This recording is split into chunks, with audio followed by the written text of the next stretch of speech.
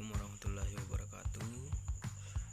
I will explain a brief overview of e-learning. Definition of e-learning. What is the e-learning? E-learning is an educational system that uses electronic application to support the development of teaching and learning activities using the internet or other computer network media.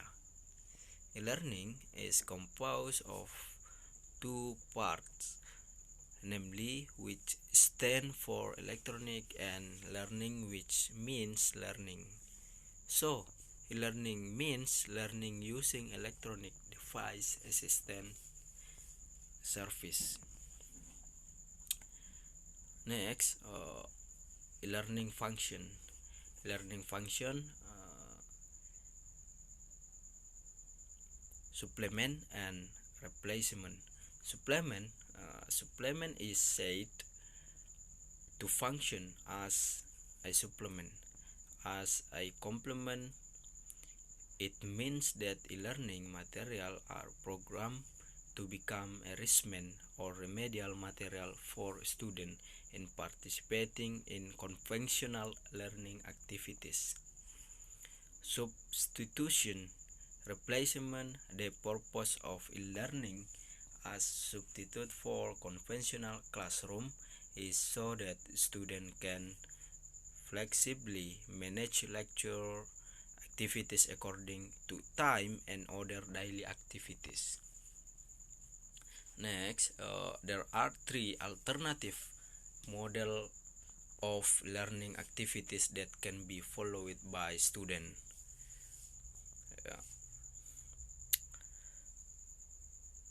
There are three: completely face-to-face, conventional, some face-to-face, and some via the internet or even. The last, completely via the internet. My name is Rahman from group 5, and materi saya adalah current condition of e-learning and online education in Indonesia. In the midst of the recent outbreak of COVID-19, implementing digital-based learning or e-learning is very useful to protect students from the spread of the COVID-19 virus. Moreover, the government has applied to the public to be able to do activities at home as an effort of physical distancing or maintaining physical distance to suppress the spread of the virus. The development of e-learning or online education is currently at a quite encouraging stage. Currently, there are quite a lot of universities that have made learning innovations using information and communication technology. Well, before I continue our materials, first of all, let me introduce myself. My name is Nilasari, and I am as the third speaker today. Then, in this occasion, I'm going to tell you about 2 points that are the rise of e-learning and how students learn during pandemic. Well, 2020 sure has presented us with some challenge.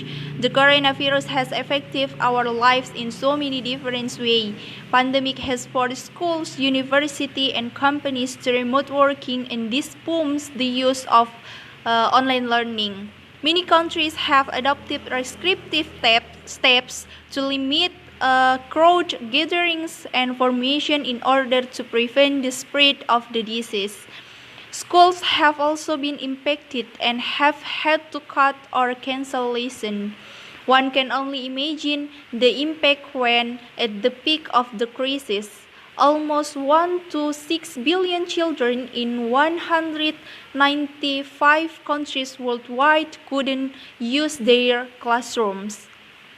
If school closures are extended for too long, there is a significant potential for loss of educational opportunities, but also a potential loss of human capital and diminished economic opportunities in the long term. That serve millions of people across the globe, it is clear to see that there has been a significant surge in usage and the increased research for personal development and progression since COVID-19.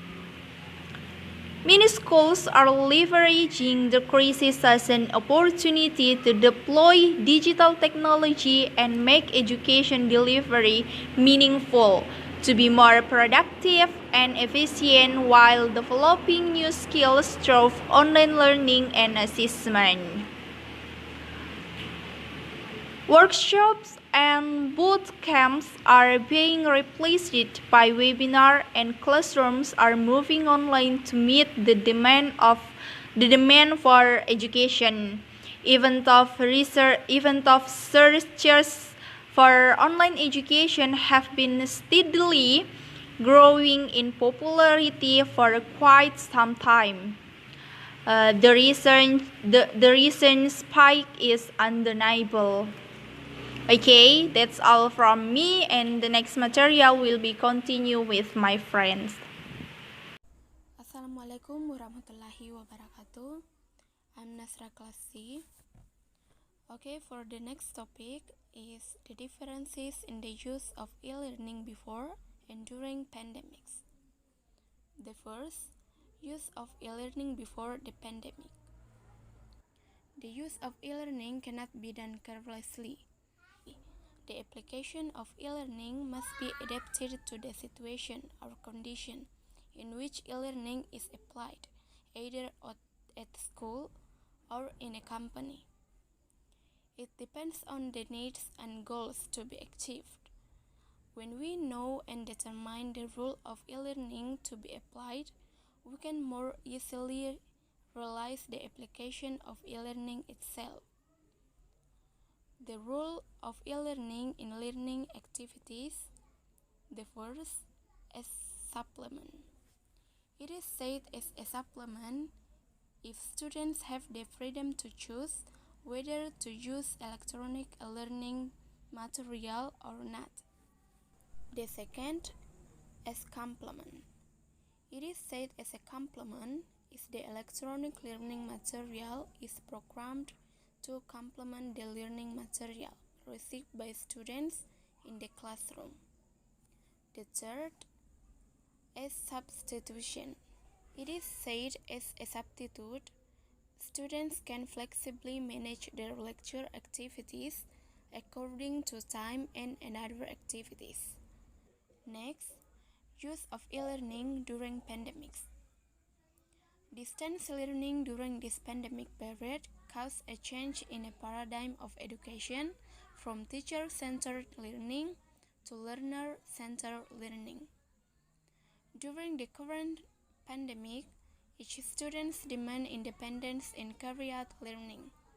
Therefore, online learning with the e-learning method suddenly becomes skilled.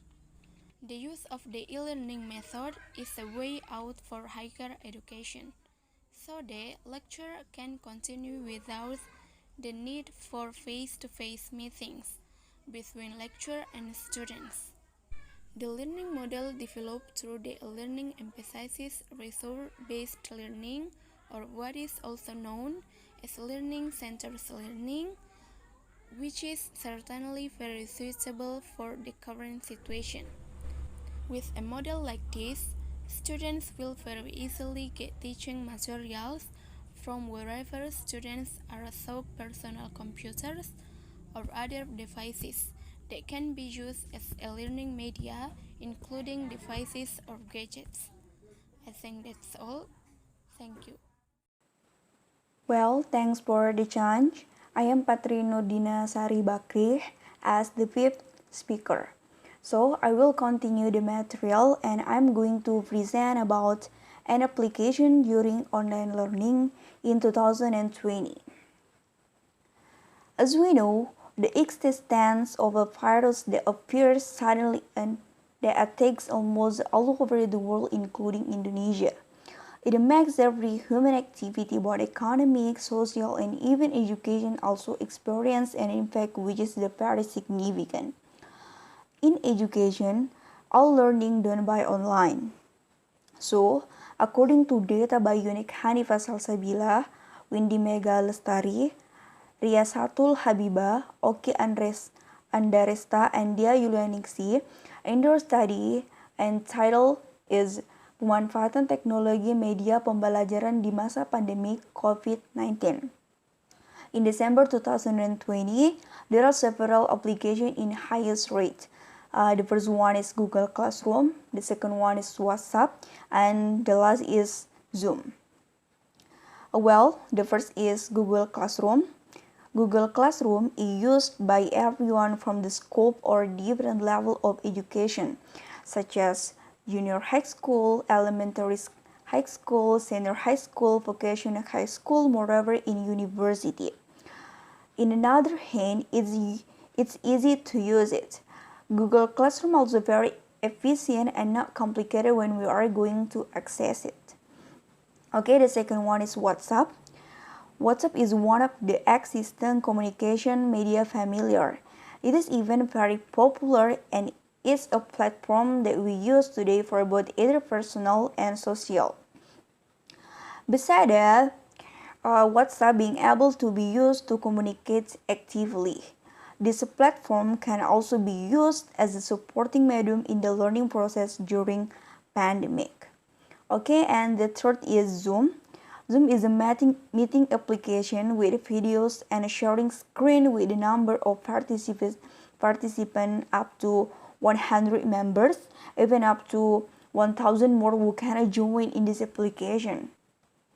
This video conferencing application has a duration of time when we have a meeting with other people.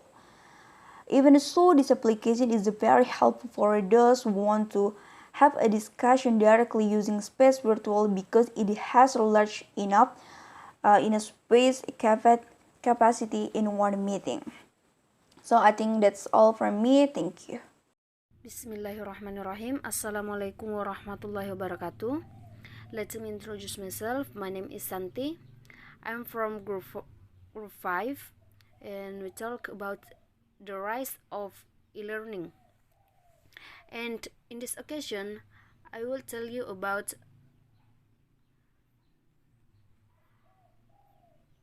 the advantages of online learning. The first is flexible. One of the benefits of anything online is flexible, including in learning. With online learning system, students can listen to or read material anytime and anywhere.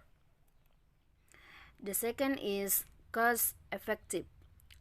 Save the cost of various innovation and trials trying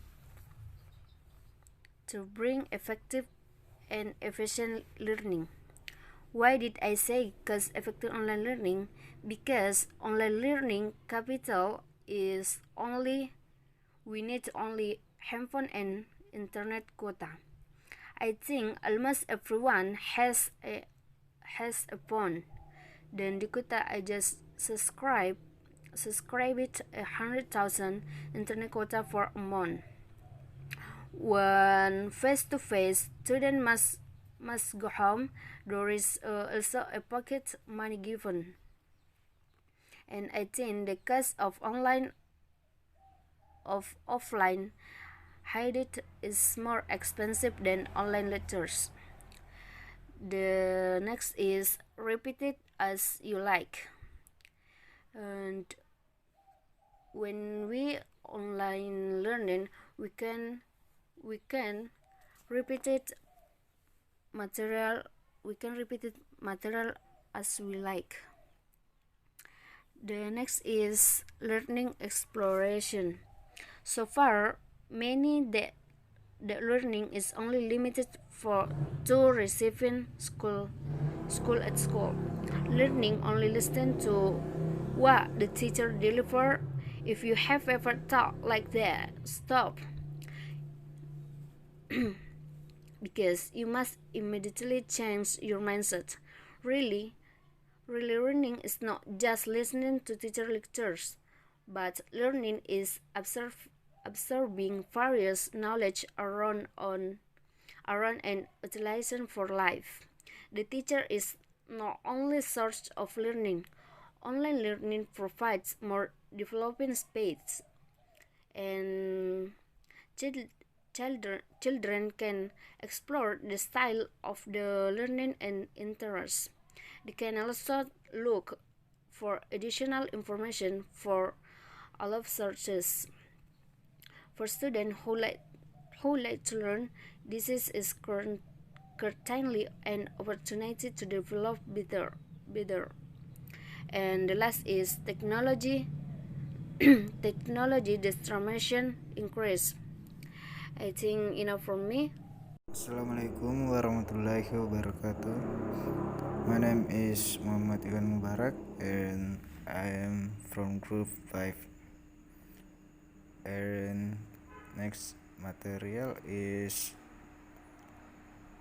disadvantage e-learning during a pandemic. Okay, this number 1 is require internet access. The meaning is only online lectures certainly require internet access with various available mediators such as laptops, iPads, smartphones, etc. And number 2, submission and acceptance of material is not optimal. The teaching and learning process is not always easy for students to understand, especially if the process is only online. Of course, the level of student focus and acceptance of the materials present is no better than face-to-face lectures. Number 3, limitation in practice and frequently asked questions. For theoretical course, it will not be too problematic if faced with online lectures. But for practical course, online lectures are not a solution to this, and the impact of this situation, student knowledge and understanding of the course material is not optimal.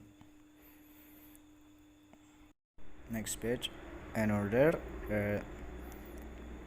a face-to-face interaction happening between teacher and student become or even among the students themselves. B. Online learning more to aspect of business rather than social and academic. C. The learning that is carried out tends through more to the assignment given by the teacher through the book given. D. Teachers are required to be more masterful learning technical while using ICT or information communication technology. E. Students who lack motivation learning tends to fail. And the last, F.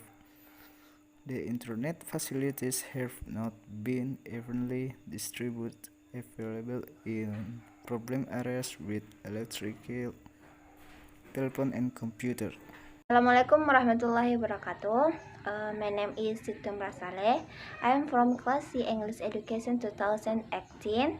I will explain the last material about the how to resolve problems that arise during a pandemic. During the current pandemic, there are many problems that arise both in finance, health, and in education. All of them have problems due to COVID-19. However, of the many problems, there are solutions that can be used. The first, financial problems. Normally, the number of companies that suddenly lay off their employees. Other businesses are such as restaurant and tourist attraction were closed due to this pandemic. The solution to this problem is to look for opportunities that can be used during a pandemic, such as using certain applications. Problems in health, especially in mental or physical, or there are excessive worry that makes a person's body drop, and COVID-19 very easy to spread. The solution to this problem is there is awareness from the public about the importance of maintaining health and keeping a distance from the crowd.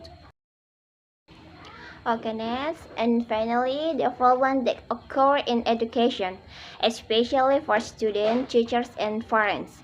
Currently, there are several obstacles experienced by students in learning during the COVID-19 pandemic, such as network access and quota that are less supportive. Students are lazy to study at home for several months, which makes them bored and less attentive to learning. Obstacles like these are of course big responsibility for a teacher or Ministry of Education and Culture who regulates education during this pandemic. Of course, we can see solutions and ways to overcome the Ministry of Education and Culture in terms of student learning constraints, such as the distribution of quota where network access is very adequate in any geographical condition or situation. And the teacher must also be able to make the classroom atmosphere interesting so that students don't feel bored by using certain applications or there are games when learning begins. Okay, the last material of all the existing problems.